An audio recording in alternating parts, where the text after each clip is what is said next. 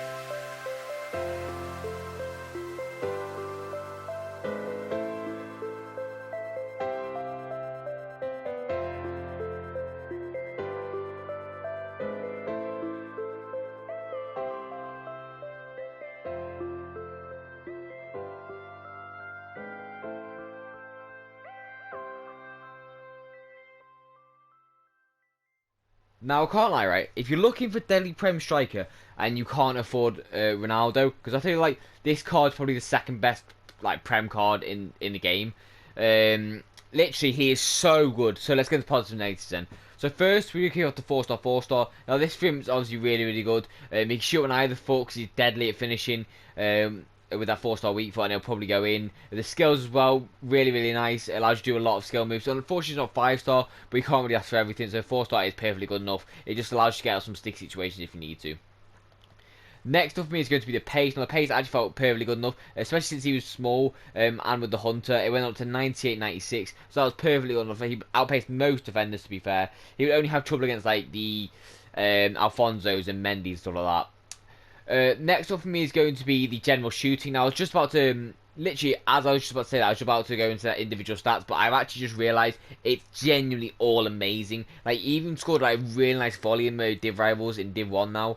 Which is really, really nice to be fair. So that was clean, especially since he's got 99 volleys. The finishing, amazing. The attack position, amazing. The shot power, really, really good. The long shot's crazy. And next one for me is going to be the finesse shot trait. Now this goes hand in hand with the finishing and the long shots. So this actually is really, really nice to wrap it into the corner. I don't really like finessing it, but this Keane card thing is really good at it. Most keepers, to be fair, aren't really going to get to his finesses unless they're like 6-7, like Pope or Areola or something like that. So yeah, most of the keepers aren't really going to get to them, so it's really, really nice just wrapping it top bins with him. So that's a really key aspect about him. Next up for me is going to be the agility. Now the agility doesn't even look that high, to be fair, but generally speaking, because I think he's 5'9", yeah, 5'9", he felt really, really agile, to be fair. Like I didn't actually expect him to be as agile as he was, because I thought it'd be like average, to be fair, but it was a lot better than average. He felt like a, I know Manny's compared it to the Irish Lewandowski, but I actually think he's the Irish Messi. The ball sticks to his feet, and I'm being serious about this. The ball literally sticks to him. You cannot get it off him. I don't know why it is, but like when defenders are trying to get it off it, he will literally just like have it so close to him. Maybe that's because of his ball control, which I'll then put the positives as well now. So the ball control for him, 89, really close to him, sticks to him like glue, to be honest, and he doesn't really go far. So that is another key aspect about him.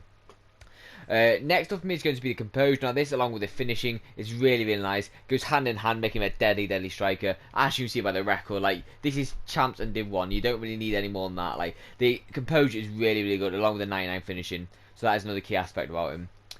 Last of the positives for me is going to be the stamina. The stamina for him perfectly good enough for a striker. I wouldn't recommend you playing him either cam or wide, to be honest. I mean, you could play him wide, but I feel like strikes is best suited position. So this 88 stamina is going to last you the 120 minutes. Really, really good to be fair. He might get tired by like 105th minute or half time. You might need to be on like an Adama or something. But other than that, generally speaking, that stamina is perfectly good enough. But that's all for the positives. Now let's go to the negatives. So on to the negatives about this card then. Now, generally speaking, there's not actually that many, to be fair. I have really, really enjoyed this card, and I'm going to give him a very high rating, because in how early on in this year it is, and like, how good he is for the price. I do think the price is, nah, I was going to say it's a little bit too much, considering like what stage of the year we're at, but a lot of people have 600k and will want a deadly striker in the Prem, so he is definitely a man to go for 100%. Like, Ronaldo's over double his price, and this guy is like probably over half of what Ronaldo is. Like, that may not sound like it makes sense, but it does in my head. Like, he's nearly as good as Ronaldo, to be fair, except from those skills and that, probably a better finishing. But first from negatives, I'm going to go with the general passing. Now, the general passing for him, normally speaking, right, I always use attackers that have really bad passing. I don't know why. Now, this Keane card, to be fair, didn't really put that many passes wrong, but I'm just looking at the stats, and I didn't really think they were that good, to be fair. So I was a little bit nervous at times, maybe like play it on one more, like a through ball, because it's the long passing and that, but generally speaking, it's not too bad, but just be wary of it at times. It may go a little bit here and there.